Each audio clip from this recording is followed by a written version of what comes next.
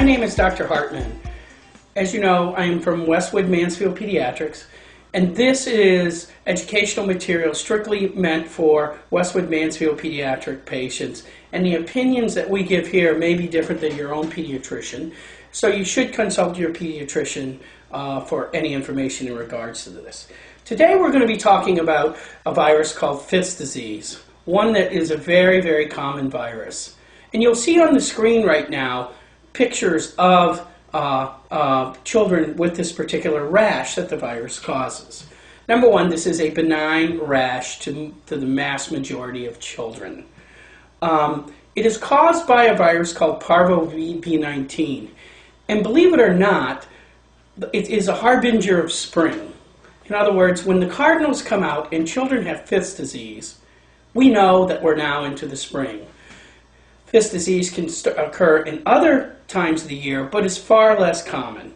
And kids start somewhere probably around 18 months to 2 years and can go through the elementary school years getting Fifth disease.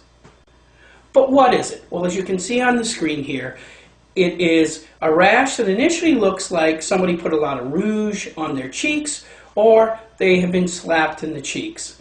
It begins as a fiery red rash. Now, prior to this, let me correct myself a little bit here, is the fact that you can get a low-grade temp and maybe a mild cold or a sore throat a few days prior to the rash.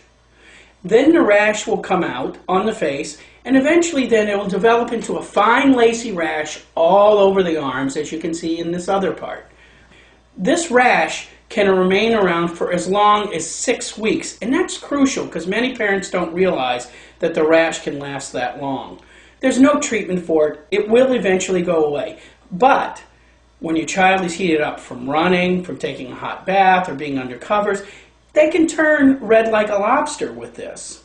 And again, it is not going to hurt your child at all, unless your child has a very, very rare blood disorder, such as hereditary spherocytosis, and for those kids who may have sickle cell anemia, not the trait, sickle cell anemia itself. So, and parents, most parents have had this parvovirus B19 before, but those who don't will not get the rash, but in fact may get a transient arthritis with a finger being swollen or a knee being swollen and very painful. It will go away, and you definitely need to consult your doctor in a case like that. The one group that there is a risk is oftentimes the teacher, because the key with this rash is once the rash occurs, you are no longer contagious. Henceforth, children can return to school with a rash with no trouble at all.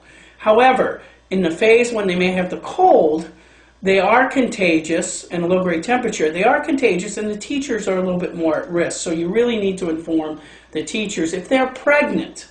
And within one of the trimesters, it can be a little bit of a problem for the fetus. It's rare to be a problem, but it can be a serious problem. That's what I meant by a little bit of a problem.